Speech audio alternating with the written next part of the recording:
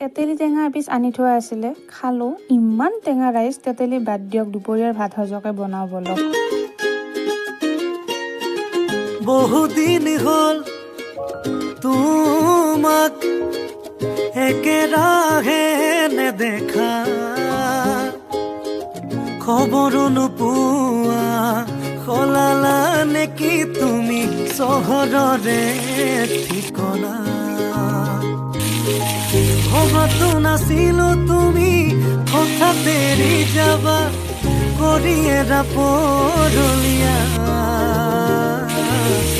তুমি নহ'লে এই চহৰত